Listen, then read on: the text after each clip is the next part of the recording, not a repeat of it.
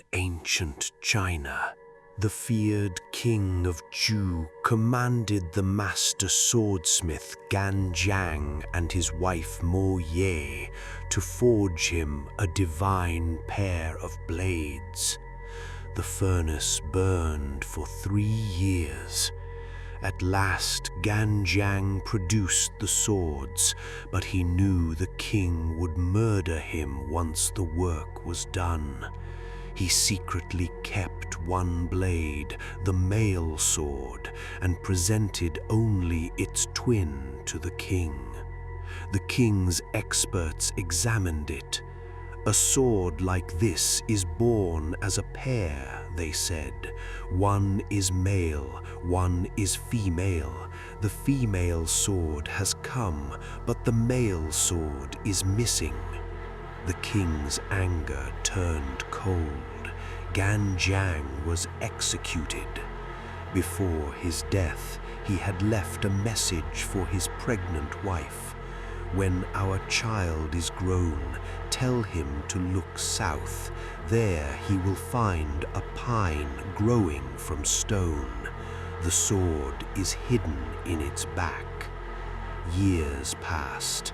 Their son, Qi, sometimes called Qibi, grew up and asked his mother where his father was.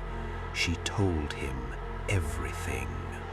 He looked south, but saw no mountain. Then he noticed something strange. A pine wood pillar in front of the house, rising from a stone base. He split open the back of the pillar with an axe. Inside was the sword. From then on, Qi thought of nothing but vengeance. But the king of Chu began to dream. Night after night, the king saw a young man with an unnaturally broad space between his eyebrows, a foot wide, says the old text, standing before him and promising revenge. The king woke in terror and offered a reward of 1,000 pieces of gold for the youth's head. Qi fled into the mountains, weeping and singing as he walked. There he met an unknown traveler. The stranger asked, "You are young. Why do you grieve as though the dead already own you?" Qi answered, "I am the son of Gan Jiang and Mo Yi. The king of Chu killed my father. I want revenge." The stranger said, "The king is offering gold for your head. Give me your head and the sword. I will avenge you."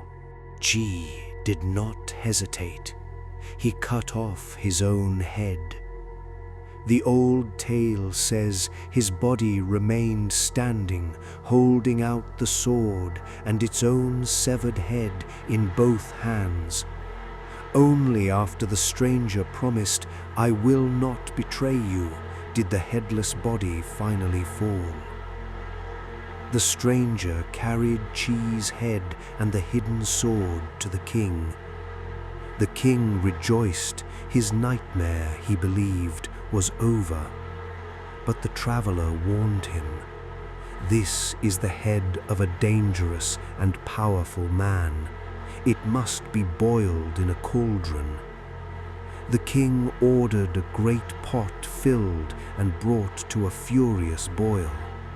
For 3 days and 3 nights, Qi's head boiled. It did not soften. It did not break apart. Then, from the boiling water, the head suddenly leapt up, eyes wide, face twisted with rage, glaring straight at the king. The king leaned over the cauldron to see it better. At that instant, the stranger drew the hidden sword and cut off the king's head. Then the stranger cut off his own. All 3 heads, Qi's, the king's, and the nameless avengers, fell into the cauldron. They thrashed and fought amid the boiling water until their faces were ruined beyond recognition. No one could tell which head belonged to the king, which to the murdered swordsmith's son, and which to the stranger. So all three were buried together. The place became known as the Tomb of the Three Kings.